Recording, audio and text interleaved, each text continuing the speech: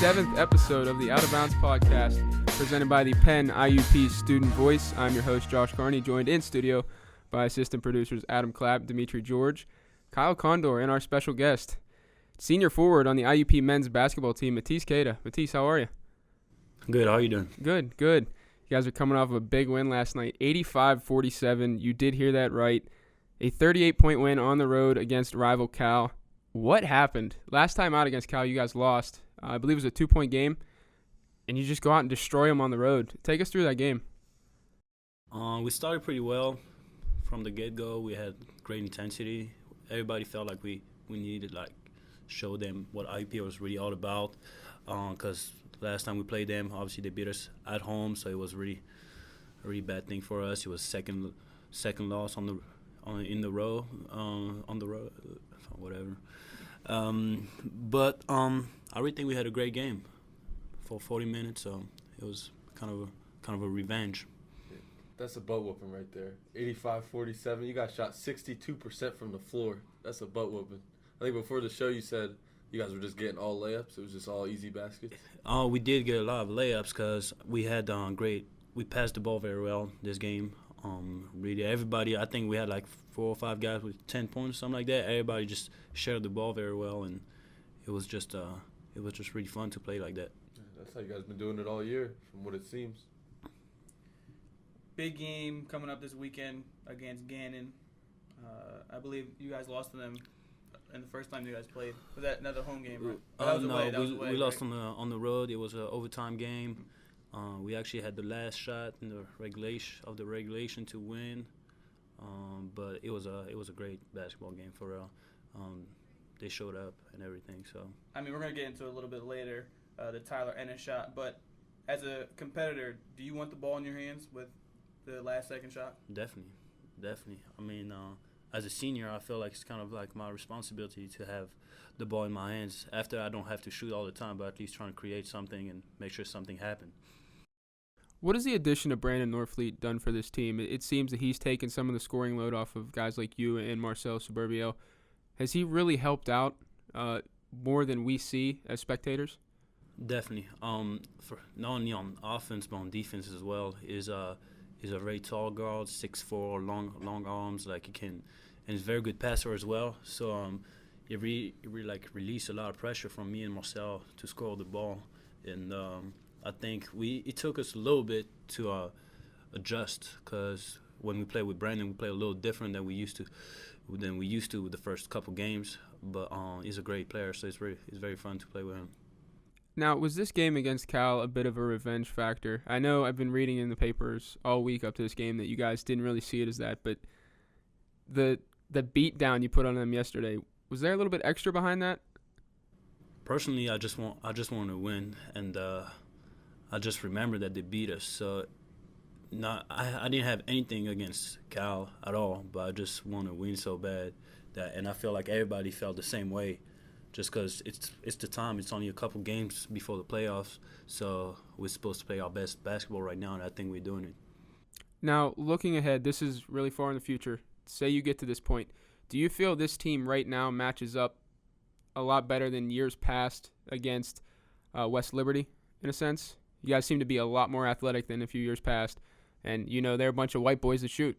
So do you guys match up better, you think? We play different, so I think we do. But before playing West Liberty, we have a long way to go, and we don't even know if we're actually going to face them. But we definitely play faster than we did last year, and we don't have a big man like Josh Wiggins. That was great for us, by the way. Nothing, but I don't want to say anything bad about him. It's not the point. But yeah, we do definitely play different, and now we have a little more quickness that it could help us against if we play a team like West Liberty or even East Strasburg. Now, as Dimitri mentioned, Saturday you guys will be hosting Gannon at the KCAC. Something special is going to happen in that game, something they call Silent Night, stolen from Taylor University. What it is, spectators are quiet until the home team scores the 10th point. How do you feel about that? Are you excited? Definitely. I'm really excited. I hope it's going to work out because I think it's the first time we're doing it at IUP. So I hope we're going to spread the word pretty well and make sure it works out. And it could could be tough on Gannon too. I don't think they expect something like that. I'm just a little curious myself because I've never seen this whole silent night thing done before. What if it's like you guys are down like 18-6? Say you come back, you score 2 buckets, it's like 18-10. Are you still hoping that the crowd can get you guys back in the game, or are you not really focused on that anymore? Like, you know what I'm saying? At that time, I think we're gonna be focused on the game, but I really think it's gonna be a big plus once the crowd gets into it. Right. I think even it's always a big plus when the crowd is loud and all that stuff, but I just think it's gonna give us a little more energy than we usually get, and I'm just excited. It's just gonna be a fun moment. Yeah. Speaking about the crowd, I know Slippery Rock this year was at home was a pretty exciting crowd, loud, crazy. Unfortunately, I'm not qualified to play athletics at IUP, so I don't get that experience. But what was it like, playing in front of that home crowd against Slippery Rock? And student support has been getting better, I would say, as far as coming to the KCAC and going to football games, and because IUP really, all their sports teams are really, really top notch, and they're really good.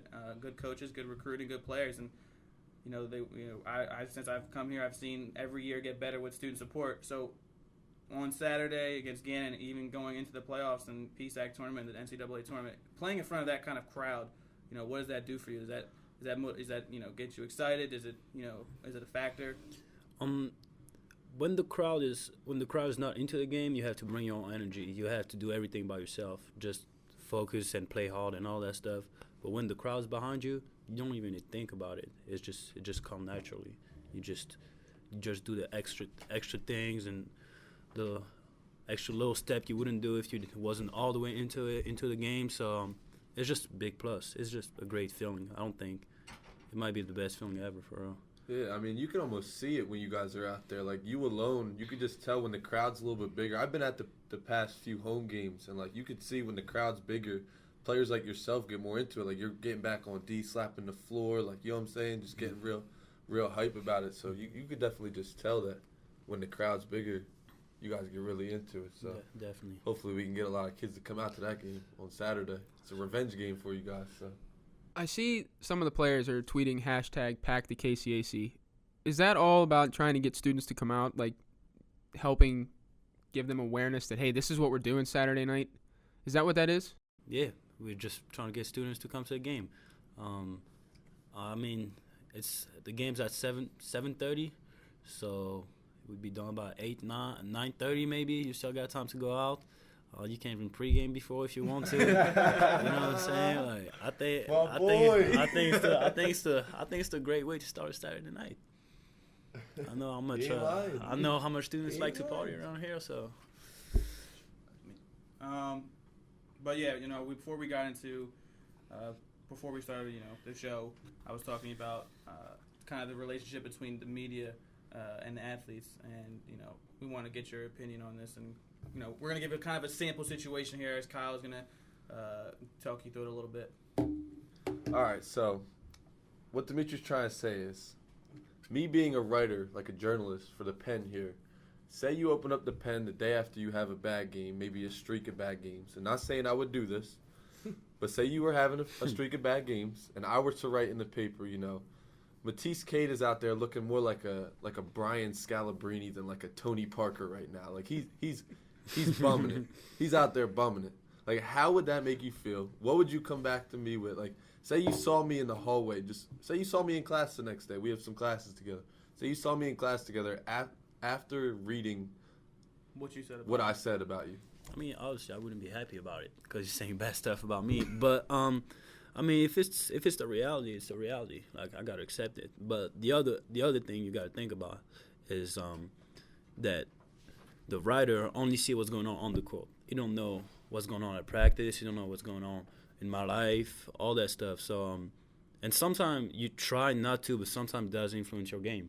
Something that happened with the coach, with one of your teammates, or anything.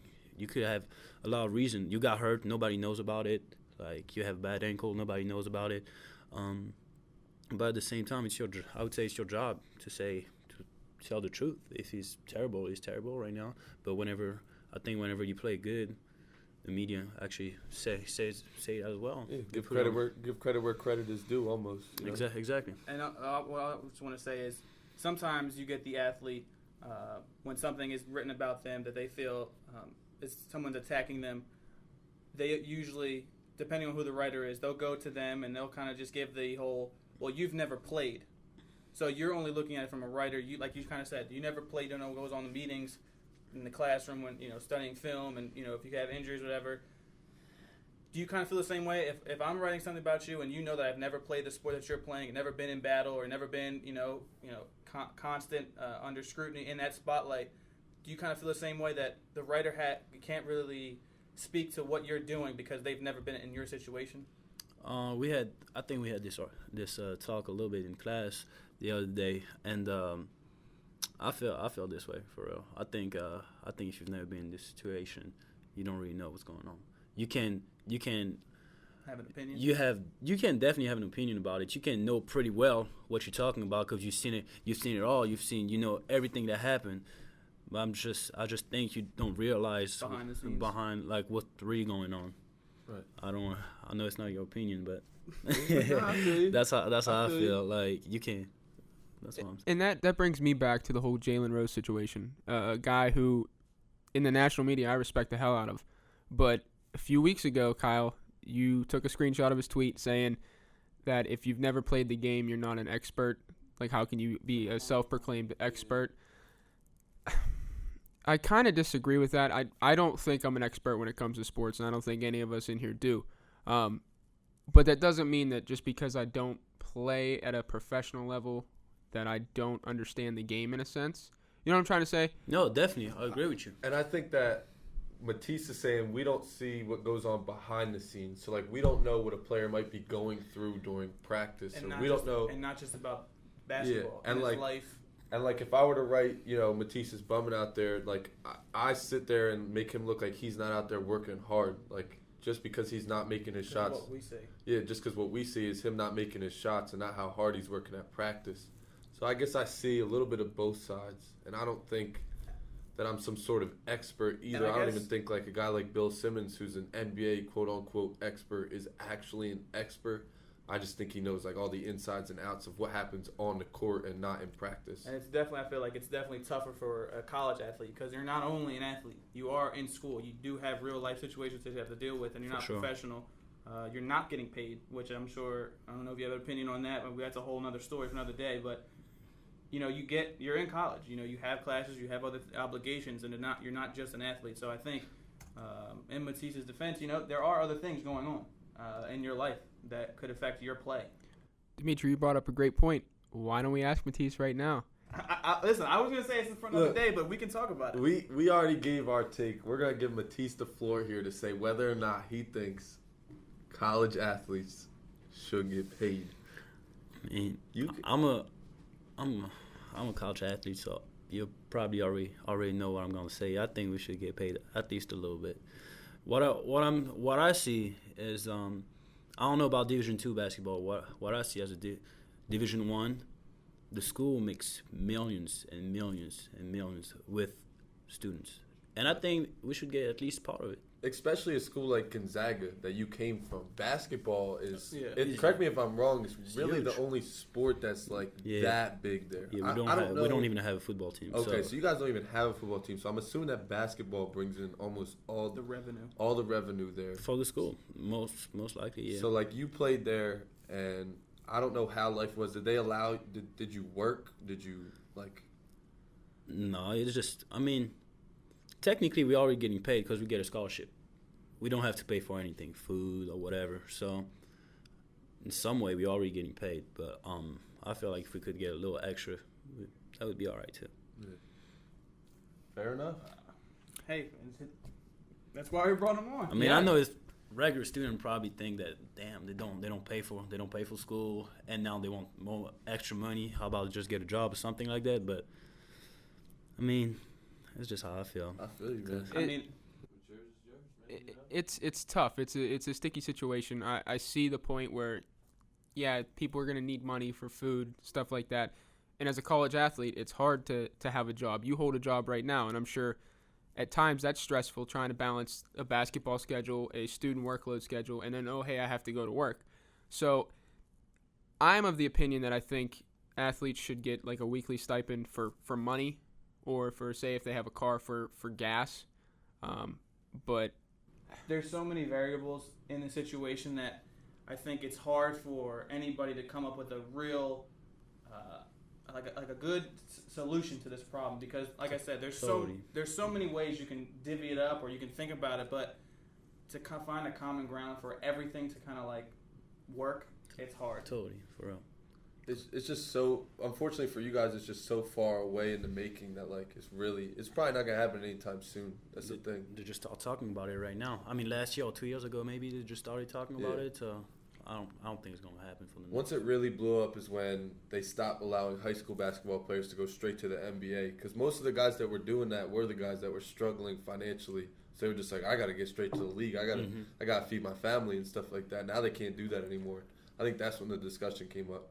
Well, now you see Adam Silver, who just took over. There's discussions that they want to raise the age minimum to 20 years old to join the NBA, which I think is a bit much in a sense. That will cut down on the one and dones. But would be 2 years basically. Hey, and I mean, here goes like a segue for you. I mean,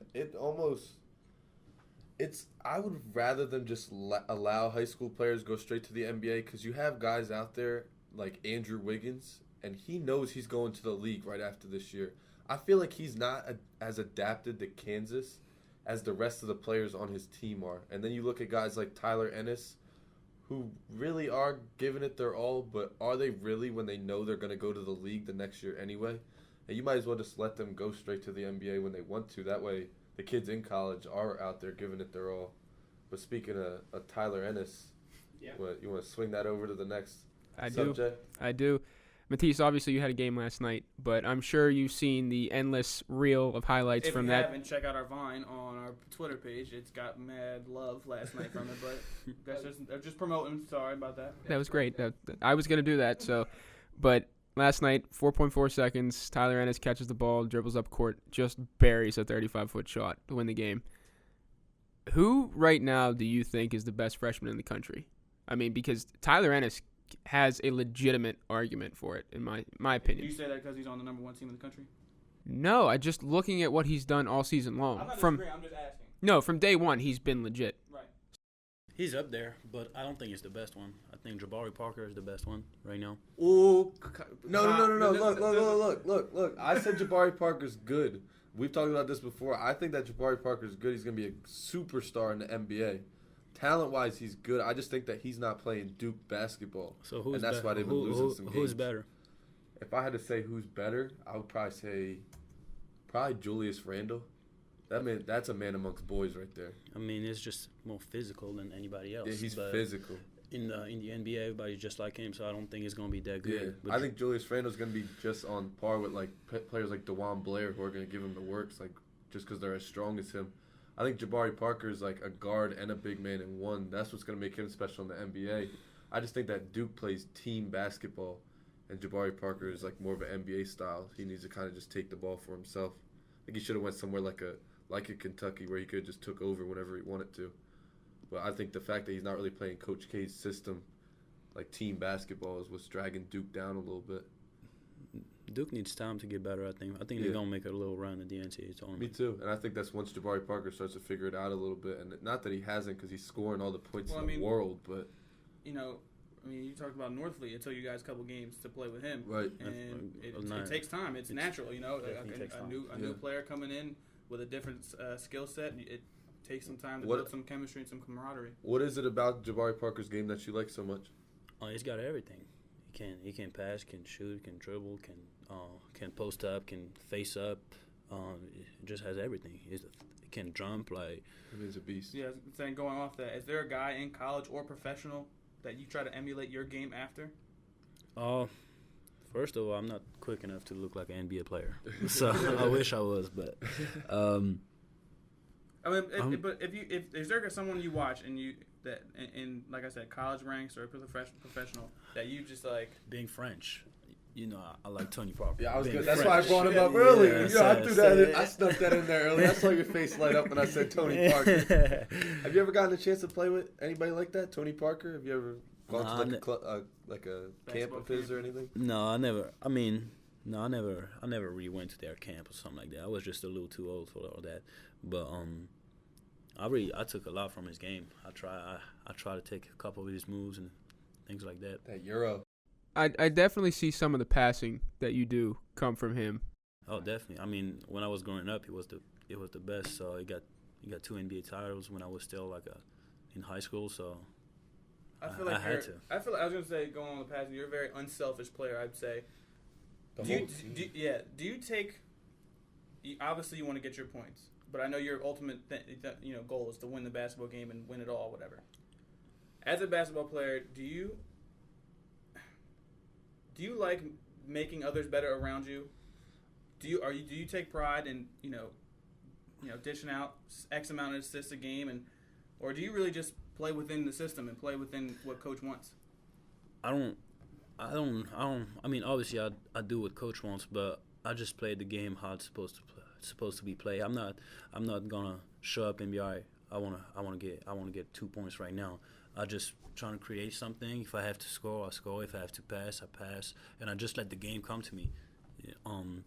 So I don't want to force anything. If one game I only have to score 2 points, it's fine with me. If it's how the game comes up to so it's fine with me. And I think that's what we're doing. We're doing so well right now because everybody on the team feel the same way.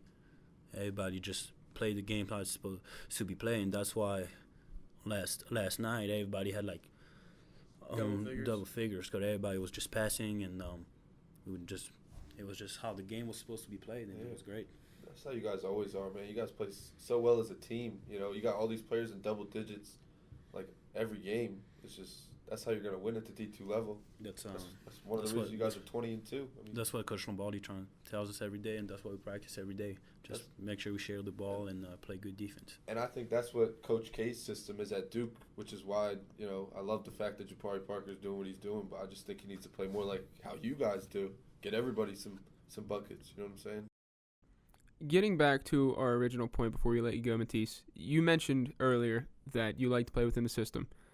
And when Norfleet first came into the lineup and was eligible right after the fall semester, I believe, there were a few games where I think you had 7, 6, and 7 again, and there was some panic because it was like, oh no, Matisse is struggling. Do you ever feel pressure from the outside like that? Never. I don't really read newspaper or listen to what people say to me. I just try to stay focused on the team. I mean, at that time, I think we kept winning, did we? Yeah. You didn't lose. Yeah. So there was no reason for me to panic. There you go. It's all about the team. As long as we win, you don't care if you go scoreless. No, really. I mean, no, not at all. Like because if my team is good, I'm gonna be good. Like nobody on the team, nobody's bad if the team wins. That's how it works. You can average 30 a game, but if your team lose, doesn't mean anything. Nobody's gonna think you're the best player in the country. So my final question for you, and this is in the college basketball ranks: who's your favorite to win the tournament this year? I know it's early, but who's your favorite? I got Michigan State. Yeah. Who's your dark horse though? Duke. That's not a dark horse. They're ranked over Michigan State right now. If Oklahoma State makes it, they might have a chance because right now they're struggling. But I don't know how many games they got left. But whenever Marcus Smart's coming back, I don't know if the little point guard, I can't remember his name. Stevie Clark. He's gone. He got kicked off. He got kicked off? Yeah. That's bad, but I thought he was just suspended. But one more before you brought up Oklahoma State real quick. Do you have an opinion on the Marcus Smart situation? I'm sure you've seen it, saw the outcome, saw the suspension. Do you have an opinion on it? What was your take on that whole situation? I don't think he should have done that. Just by the fact that they were just down by 2. Mm-hmm. And you thought it was a selfish play? I thought it was selfish. He didn't get ejected, but a technical foul. And now he's gone for 3 games. I mean, it's just you don't think about all that when in the moment. In the moment, but you gotta keep your composure, especially when you're down by 2 and the guy got 2 free throws. Like, you still got a chance to win the game. If after the game you want to go and say something to a guy in the crowd, you can do it, but you can't just do that. I mean, I think he knows better than that. Now, he's not a freshman no more. He's a sophomore, supposed to get drafted soon. So I think it was a pretty big mistake, but he knows it, and he's still a great player. You do travel into some hostile territories in the PSAC. Cal last night, I'm assuming. I wasn't there. I'm sure they had a good student section. Not at all. Not at all. Nobody was in there. Well, Slippery Rock always has people. So I'm sure people have said something to you in the last 2 years you've been here. You've had hecklers. How do you deal with that? First of all, you don't hear a whole lot when you play. I hear a couple stuff, but once I play, I really don't hear a lot of people talking about me. But I just let it go because if I'm in the stands, I'm probably gonna do it too. It's just because some players actually start talking to you, and that's how you know they're not focused anymore. They're not focused on the game. They start talking to you. So that's why I don't answer it. I just that's what happened against Slippery Rock when they came here and we had the big crowd. It was some of the football players from IUP on the sidelines barking at the point guard of Slippery Rock, and he started saying stuff back. You've seen him get taken out of the game immediately. And he left number 2 all by himself down there. I forget the Bull's name, but Maurice Lewis Briggs. Yeah, he was doing all the work by himself because the crowd was just taking the rest of the team out the game. Yeah, definitely, and for sure. I know Sleepy Rock like to talk a lot too, so You're not much of a talker. I do talk a little bit, but especially with my teammates, it's just more like motivation than something else. But You're not a big trash talker though. not really. Once in a while, I would say. Is there a lot of trash talk back in France? People talk on the court and stuff? Not as much as here. That's what sometimes having. What about like people in the crowd and stuff? They say stuff. Yeah. In the crowd, definitely. I'm talking about players On the between each court. other. Yeah, but on the crowd, definitely. All right, Matisse, we appreciate you coming in, talking a little basketball with us. Good luck Saturday. I'm sure all 3 of us will be there. Yeah, please come out. I mean, the Silent Night thing's going to be pretty cool. I don't know if you guys have seen it. The video is insane. I don't know if we're going to have that many people as Taylor University does at their games because that's a tradition. But come out and support your Crimson Hawks, 20-2, and I believe, 10-2 in conference, Matisse? Yep, it should be something like that. Well, there you go. They're now number 7 in the country. So come out Saturday night, 7:30 against Gannon, looking to avenge an early season loss. But when we come back, we'll continue the press and athletes conversation. So stay tuned. You're listening to the Out of Bounds podcast.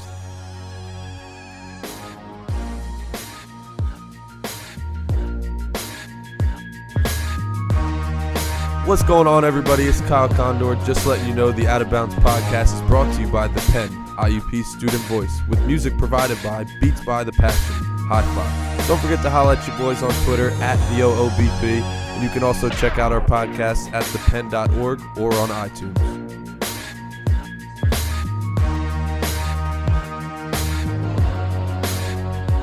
And welcome back into the Out of Bounds podcast. I'm your host, Josh Carney, joined in studio by Dimitri George and Kyle Condor.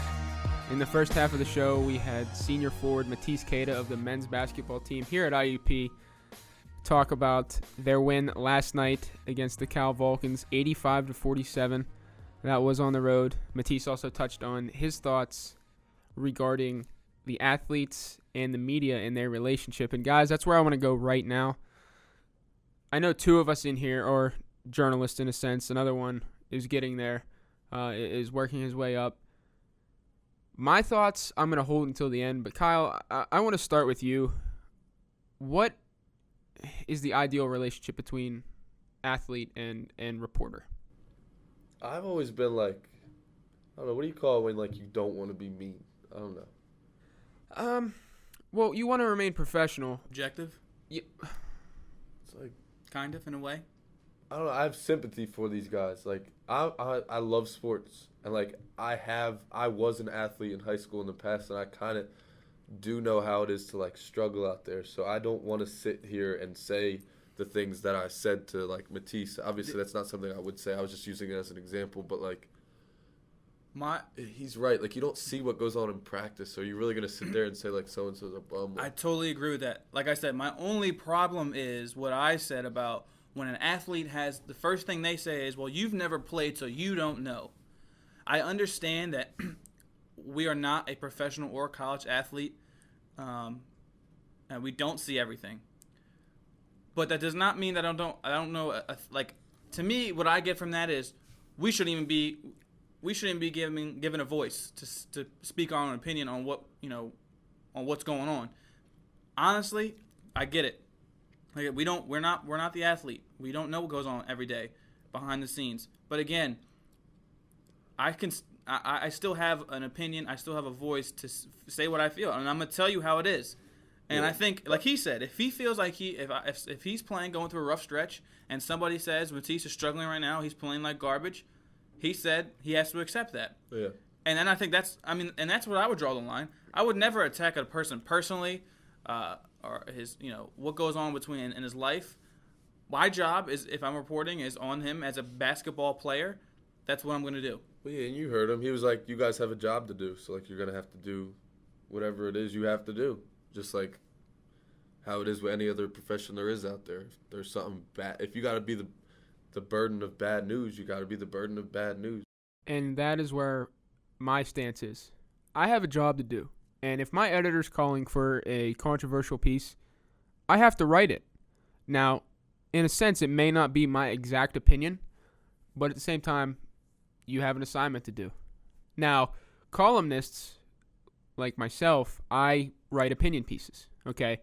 Earlier in the semester, I wrote about the whole Richard Sherman debacle after the NFC Championship game. I really believe that Richard Sherman didn't do anything wrong, okay? I think it was Fox's mistake to interview the guy who has a history of being a loudmouth right after he makes a play to send his team to the Super Bowl. So I didn't think he did anything wrong. He was expressing himself. As for me, and looking at my future career and what I want to do, I took no problem with that. I didn't see a problem with it. I saw raw emotion, but because that bothers me, because when you get the guys that say, well, he's very cliche. He says, but as soon as somebody gives you real emotion and how they really feel, there's a problem. And as a reporter, as a writer, I want that raw emotion. I'm so sick of going up to athletes and, hey, what'd you think of, like Matisse was so open and honest to us tonight. He wasn't robotic. If I ask you a question, I want you to answer it back in the best way you can without being cliche, dancing around the subject, beating around the bush in a sense. Answer the question, how you feel. He mentioned he wants to get paid. He thinks college athletes should be paid. That's his opinion. That's his personal opinion. And that's the raw emotion that I want out of an athlete. I don't want a Peyton Manning that sits up there and, they're a good defense. I don't know. It's going to be tough sledding out there against. No. If you're the best quarterback in the game right now, I want you to go out there and say, I'm going to pick them apart. I'm not afraid of Richard Sherman or Earl Thomas or anyone like that.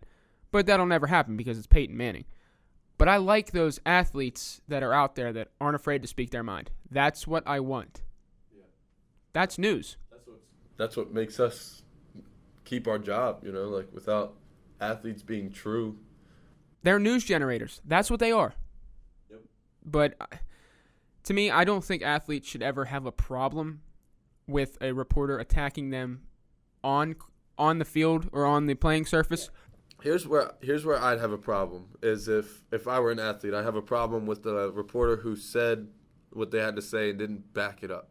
I'm a big stats guy. So like clearly. Yeah. So like if I'm gonna say something, I'm gonna be like, this person's struggling because they're shooting 27% from the floor.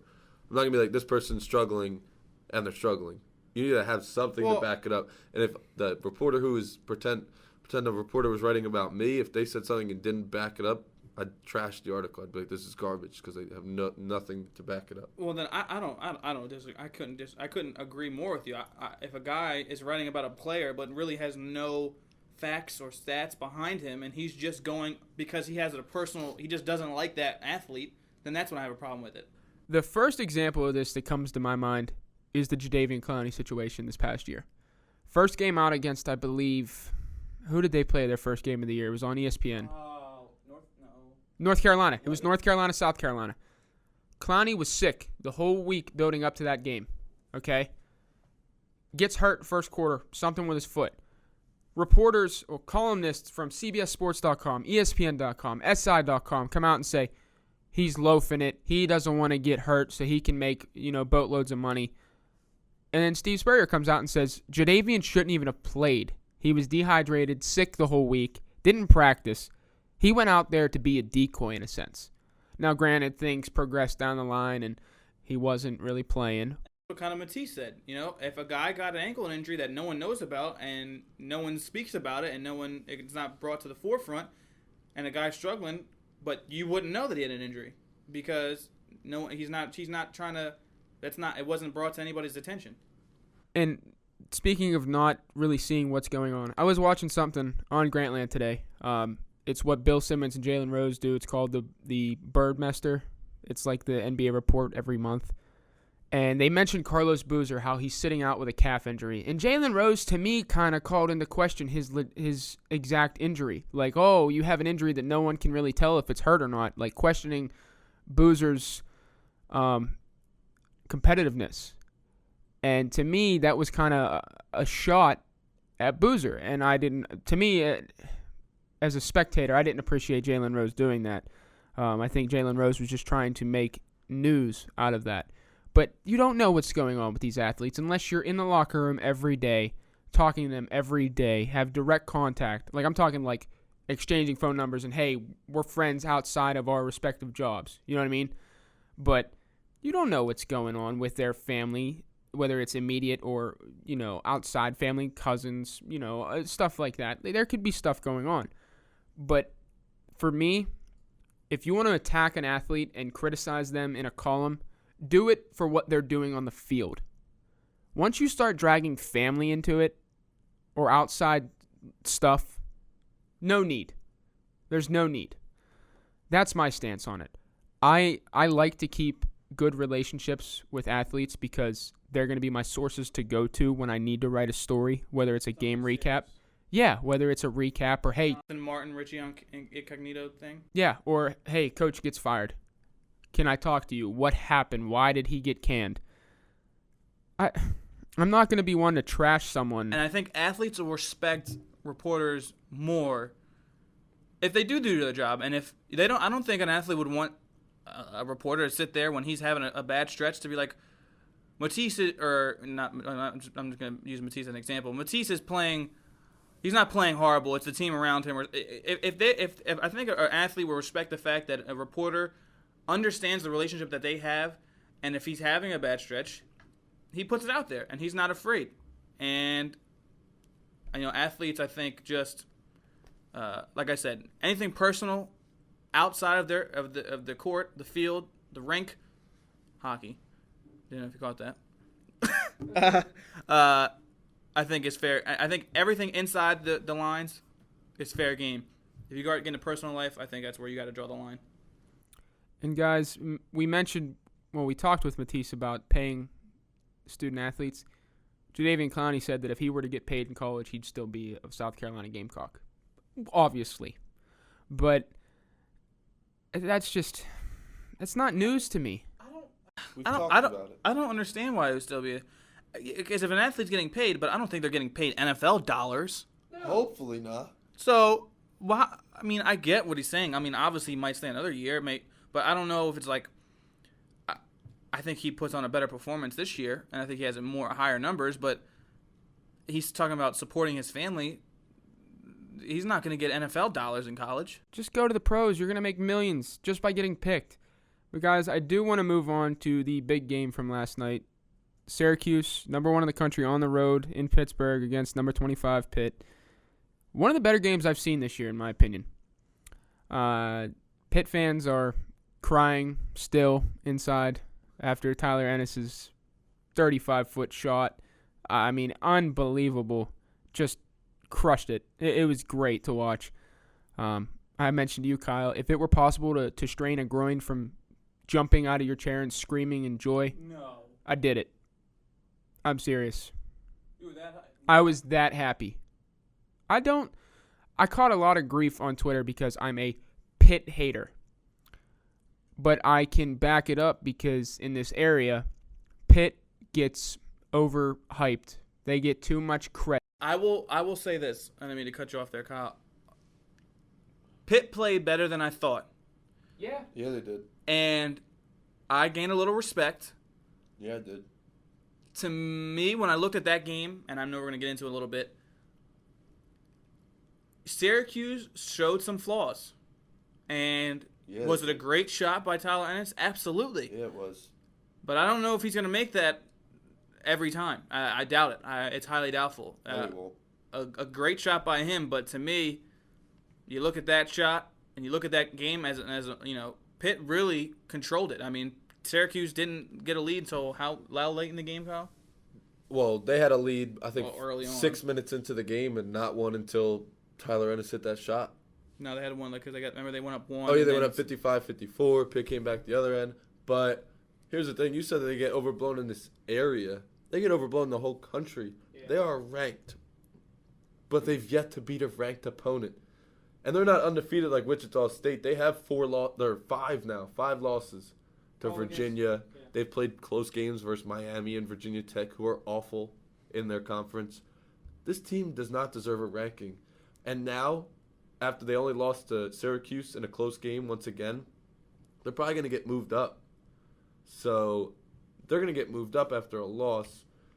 And they've been moving up in the rankings all season undeservingly. But let me continue on what Dimitri was saying. This team impressed me. What's Talib Zanna? Excellent game. And it made me look more at more at Syracuse as a team that's vulnerable. I don't see them competing with a team who's big down low. I think they haven't faced Kentucky yet. They haven't faced Michigan State.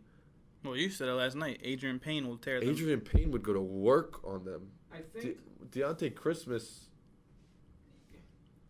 Syracuse was missing by Musakeda yesterday, who's their backup center, who usually plays a ton of minutes against Pitt because of how physical Pitt is. I think people overlook the fact that he sprained his knee Sunday against Clemson and did not play in this game. Syracuse only had 6 people play. So my whole thing is Pitt should have won this game, but they lost because they can't shoot, and in the final 7 minutes of that game, they had no offensive setup whatsoever. It was, hey, Lamar Patterson, bail us out, please. And he couldn't get it done. It's that simple. Lamar Patterson, great player. Don't think he's a Wooden Award finalist. He's on the Naismith mid-season top 30 players, and rightfully so. And these actually, they didn't shoot that bad from the free throw line, but down the stretch, they weren't converting from the free throw line. Lamar Patterson was 1 of 3. These teams combined shot 36 of 92 from the floor. Mm-hmm. But Talib Zanna had 14 rebounds. And he was 16 and 14. Pitt led Syracuse in offensive rebounds at the end of the game 16-6. They were up 8-0 at one point on offensive rebounds. Yeah. And I think a big thing was by Musakeda didn't play. He's their best rebounder. Rakeem Christmas is out there to just be a body, in a sense. Yesterday he showed some good back-to-the-basket offensive skills. They weren't going to go to him that much. But I think the refs kind of let this game go in a sense. First half, they let him play.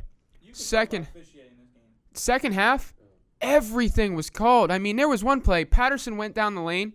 Christmas jumped straight up, okay, with his hands up. Patterson jumped and went around him. Never touched him. They called a foul because Patterson missed the shot. They were anticipating fouls at the end of that game. Which is not the way to call a game. No, it's not. Especially in this sense. But I think the big thing that sticks out to me, Syracuse shot 42.9% from beyond the arc. Pitt, 31.6%. Again, proving that the Duran Johnson loss is a lot bigger, a hell of a lot bigger, than what Pitt fans are really making it out to be. There's a lot of naive Pitt fans that think that this team's still a Sweet 16 team, a potential Elite 8, make a deep run in the tournament. They lost their best three-point shooter. Duran Johnson, better than Lamar Patterson from beyond the arc. Durant Johnson's an energy guy. He had 28 points in these last 41 minutes before he blew his knee out. Did you see the range that Lamar Patterson was showing off in that game, though? He was drilling threes from, like, Narnia. beyond NBA range.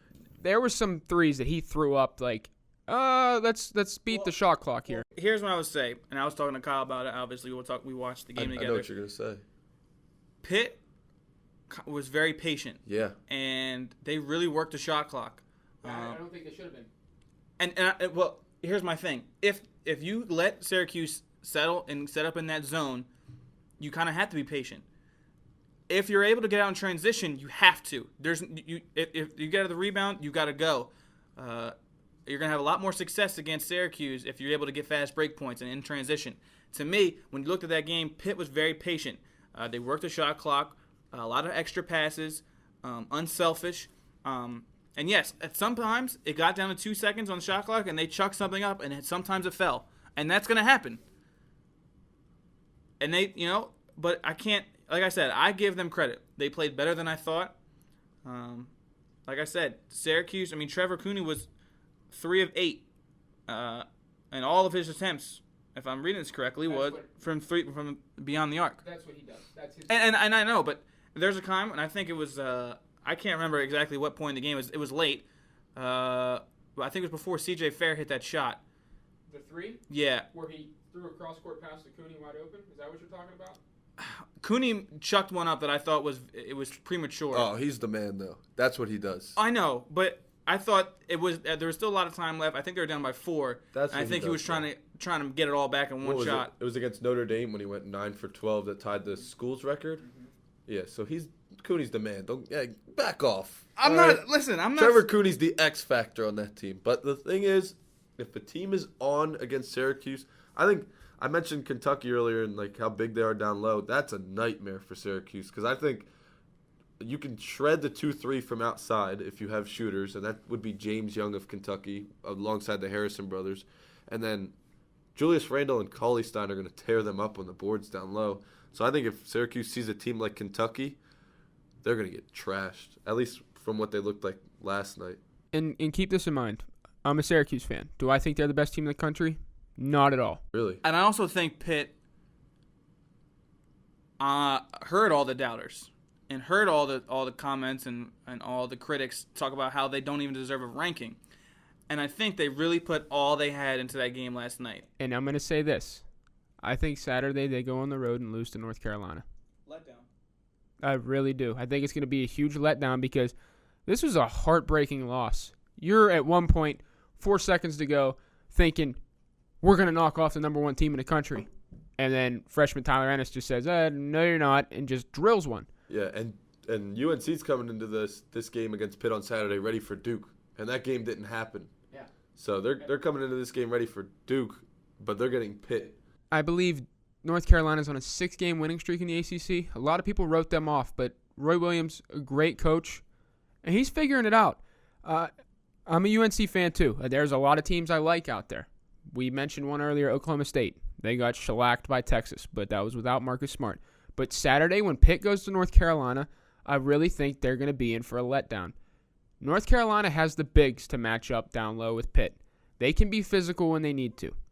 Looking at it 1 through 5, at the point guard, I'm going to take Marcus Page over James Robinson. Marcus Page is probably one of the better point guards in the country. Strickland is probably better than whoever Pitt's going to put at shooting guard. Oh my God, how long has Strickland been there? I feel like I feel like he's the Adrian Payne of He's UNC. a redshirt senior because 2 years ago he blew out his knee, the first game of the He's out of New Jersey. Am I wrong? Yeah, he is. Yeah. Yeah. Jersey. I think Strickland and Cam Wright would be a push in that matchup. Patterson, I'm going to give him the edge because I don't think North Carolina has anyone at small forward that scares me. Power forward, I'm taking McAdoo over, I don't even know who, Michael Young for Pitt. And at center, Zana, and if it's Joel James, it's a push because they're both physical guys that are hit or miss. It would not shock me if Pitt goes down to Chapel Hill and loses. It wouldn't shock me. So, Pitt, they got my respect, okay? I don't think they're a Sweet 16 team. I think they lose in the second round of the tournament. I don't think Patterson's one of the best top 5 players in the country. I think that's a pipe dream. Jamie Dixon, to me, that's the reason they lost that game. Jamie Dixon does not know how to coach his team in the final 5-6 minutes of a game. You don't run any offensive plays. You just say, here, give Patterson, our best player by far, the ball against a 2-3 zone and let him try and open up something. They turned the ball over 4 times in the final 2 minutes. It's going to kill your chances. And then you call timeout after taking the lead on free throws. You allowed Syracuse to go over to one of the best coaches in the country, catch your breath, run a play, win the game. That, to me, is on Jamie Dixon. You don't call timeout. Syracuse didn't have any. And that right there is Josh Carney's rant of the week. I'm good for one. I'm sorry. I just don't like Pitt. They're No, overrated. Tell me how you really feel. Fair enough. I have. They're overrated. Fair enough. Who was that? Noah? Remember him on the radio? Pitt's a scum of the scum of college basketball. Josh Carney basically just said IUP is going to go into Pitt and spank them. No. Why not? No, all right. How about this whole little snow out thing, the whole postponement of all these? Well, we're currently looking outside. We have 4 or 5 inches at least, and it's still coming down in a sense. We can't really see. It's dark. But North Carolina Duke was supposed to happen at 9 o'clock last night. That would have been the perfect complement to that Pitt-Syracuse game. It'd be hard to match that. Well, it's Duke, North Carolina. I mean, Not Duke, North Carolina of well, a few years ago. You're right. Trust me, I want to watch it, yeah, but they reschedule the next Thursday? The 20th? Thursday, June. Yeah. Oh, my. Holy. I wish it was June. Holy. February 20th. To be graduated there, young man. I know. I was shocked. 2 inches of snow, and it shut down Chapel Hill. I mean, I saw some photos from down there. Don't care enough about the game to go out there and shovel at least? Like, my God. Well, that's not what the concern was. It was getting Duke from Durham to Chapel Hill. What the? They travel on a bus. I know, but some of the photos of the interstate between the two cities. They're not paired. They're not like us from back home in Jersey. They're not like out here in Pittsburgh area where they have snow trucks and stuff. It's the biggest game on the schedule, regardless of one team's ranked and the other team isn't. Yeah. And they couldn't. They couldn't get from Durham to Chapel Hill, which is 20 minutes because of 2 inches of snow. As a guy from Pennsylvania, lived here my entire life, I think this is not that bad out here right now. If that happened in Chapel Hill, it'd be a state of emergency. Put on some friggin' snowshoes and walk to the game. My God, this is the biggest game of the year. Yeah. Poor ESPN took a hit because of that, I'm sure. They had to stream, what was it, Stanford, Washington after that game? No one watched. I guarantee you no one watched that. Yeah, they got like 10 viewers on that game. No, you know how many people probably didn't even know the game was canceled, tuned in, it was like Stanford, Washington? Forget it. Yeah. Back to Friends, a rerun. But, guys, I want to ask you really quickly about Tyler Ennis. I mean, he's got ice in his veins. He's got ice in his veins. I saw a stat, and I don't think I'll be able to bring it up. In the final few minutes? Yeah. What I keep saying, every time CJ Fair and Tyler Ennis would hit a shot, I was like, cold-blooded. But go ahead with your stat. I can't remember it, but I think it was like 14 of 14 from the line, 8 of 9, I think, from the field. It's like under a certain amount of minutes left in the game, but I got to give it to the kid. There's one time I can't remember, just he got the ball, a rebound. I think someone gave him outlet, and he just went. And Was that when he drew the foul?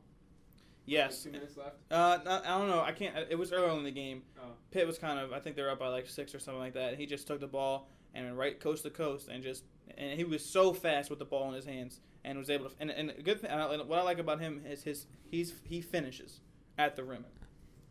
Kyle, you mentioned Syracuse can get beat down low. I mentioned I don't think Syracuse is the best team in the country. They got exposed in a sense. That's where my respect to Pitt goes. They exposed the so-called number 1 team in the country. But my question is now is, after watching this and seeing Syracuse get lucky, yes, they got lucky. You're not going to hit a 35-foot shot to win the game every time. But should they I can't consider them the number one team in the country anymore. I can't consider them the best. Syracuse. Who's number one? I don't know. That's what I'm asking you guys. Is this not the best college basketball season in years? Yes. Who is number one, really? I'm going to go ahead and say that it still is Syracuse. I just think that there's teams. Kyle, you have a team on your screen right now. I hope you're not going to say them. No. I was just looking at Villanova because they got the other Ennis. But Good. I'm not saying they're not. Villanova is damn good. Scary. They're good. There are so many good teams. There is like a pool of like 10 to maybe even 15 teams that could win this year's tournament. I cannot wait for our thing, our podcast where we do our picks, because there's going to be a ton of debates. I'm sure it's going to go 2 hours. I'm sure it's going to go 2 hours, but this is the best college basketball season I've seen in a few years. Anybody can be number one right now. Syracuse got lucky. They got lucky, and I'm not afraid to say that. They got lucky. One team I'll mention, I like Florida. Yeah. I know they play in the That boy can SEC. shoot. I know they play in the SEC, and it's more of a football conference. But, they This is what I have to say about Florida. And I think Tennessee showed teams how to beat them. I know Tennessee lost to them, but Florida is very, very bad in a half-court offense. When they have to slow it down and run a half-court set, they're not very good. But Tennessee didn't have the power to beat them. So, I mean, that's it for me. I'm not saying who's number one, because there's 6 teams that could have the case for number one. no one's going to take Syracuse because they're still undefeated. There's 2 teams that are still undefeated. Syracuse, Wichita State. And Kyle's favorite, Wichita. Get out of here. They do not stand. You just told me last night they're winning the national championship. You I saw never their said that. You saw their coach. I never said that. That's your team. What? He had an Never said epiphany that. last night. Never said that Wichita State is the best team in the nation. Kyle hates Wichita State. I know. Wichita He State, just they doesn't- have talent. I don't think they deserve a 1 seed. And they're not going to win the tournament either. There's no way. Are they a Sweet 16 team? If Wichita State played Yeah. Pitt right now, who wins? Pitt? Wichita State. Clay Anthony Early tears them up. Clay Anthony Early is like a what's it, like a, I don't even know. To me, he's a miniature version of Anthony Bennett, in a sense. Yeah, and Oh, Lamar man. Patterson's like a poor man's Clay Anthony Early. Like, No, I wasn't going to say about it, but your text from the other night, Anthony Bennett, oh, good game. Oh, my goodness, just one game. Hey, progress. But guys, that's it. NBA All-Star Game coming up Saturday, Friday, Saturday, Sunday. What are you looking forward to the most, real quick? I've said this last week. Oh, Damian Lillard. I can't wait to see Damian Lillard in all 5 events. He's catching a lot of grief for that. Some people think he shouldn't do it, and I think he should. He loves the game. Yeah. He loves the game. Dimitri, what are you looking forward to? I am looking for the, what's it called? What do they call it now? I don't know. You're the one looking it up. No, I know. The up and coming, what's the rookie sophomore game. Yeah, that's what I want to look for, and I'll tell you why. I look at guys like Michael Carter Williams from the Philadelphia 76ers. I think Anthony Davis is playing that. I don't know. I think he is. I'm not quite sure. he is. It's in New Orleans. Yeah. I don't know. Michael Carter Williams to me is the runaway rookie of the year. You have something you think Trey Burke has it down in Utah? I think Trey Burke's having a hell of a year. No one notices him out there. I mean, the Jazz just did beat the Sixers last night, but that's what I'm looking for. Obviously, like the slam dunk contest. I kind of wish LeBron was in it, but I do think they do have one of the better dunk contest rosters that or participant list than they had in the last few years. I think you like Ben McLemore to win it. Do we really know who's going to win what was it? Jeremy Evans won the dunk contest 2 years ago. For all we know, I could go out there at the last second. I will say that most basketball fans will notice every one of these names. Yeah. Oh, I hope you do. I hope if you can. I'm not you personally, but you, the general human being. If you don't know the 6 players that are in the dunk contest. Some people have other things to worry about. Yeah, okay, but I don't want to have a discussion with you about the NBA if you don't know the 6 players in the dunk contest this year. Really All quick. college superstars, except for Damian Lillard, who's now an NBA superstar. He And was Division I AA superstar. Yeah, well, that State. okay. Well, so is Marshawn Brooks. They call him Baby Kobe, and look at him now. Like, Oh. Yeah. Is he still in Boston? no, I thought didn't he go over to Golden State and that That's right. Yeah. Well, no, I thought that was Crawford. and Brooks, I think. I could be Didn't wrong. Marshawn just Could get be in the- traded? He could be in the D League for all we know. Guys, really quickly though, who's your MVP from the All-Star game on Sunday? Oh. I'm telling you mine. Kevin Kevin Durant. Yeah, Kevin Durant. He's gonna keep pulling threes. You know what? I know who he's going with. I know who you're going with, Dimitri. Paul Millsap. Nope, I know who he's going with. No. He loves this guy. Shooter. You know what? I have to go with Kevin Durant. I have to. I thought you were going with Steph Curry. Oh, that'd be cool too. No. What if Anthony Davis won it? I was gonna say, is he? He's in the All-Star game. Yeah, he's replacing Kobe. Good. Look, Is he a starter or reserve? Reserve. check it out. Everybody watch All-Star Weekend. We're gonna be talking about it on the next episode. Follow us on Twitter at the OOBP. Once again, that's at the OOBP. Holla at you boys. You better be at the KCAC tomorrow night, 7:30, to see IUP's revenge game against Gannon. You heard Matisse, Silent Night, whatever. See you there. Check us out on iTunes, the Out of Bounds podcast. Make sure it's the podcast section. Yeah. Yes. Check us out on the Penn.org. We're under the Out of Bounds podcast section. Real simple. And you can follow our blog, which is just now up and running at theoutaboundspodcast.wordpress.com. All three of us, including Dan Wallace and I believe Pat Damp, who was on the last podcast, will be writing throughout the semester and the summer and all that happy stuff. So for Kyle Condor, Dimitri George, I'm your host Josh Carney signing out. All right, see ya.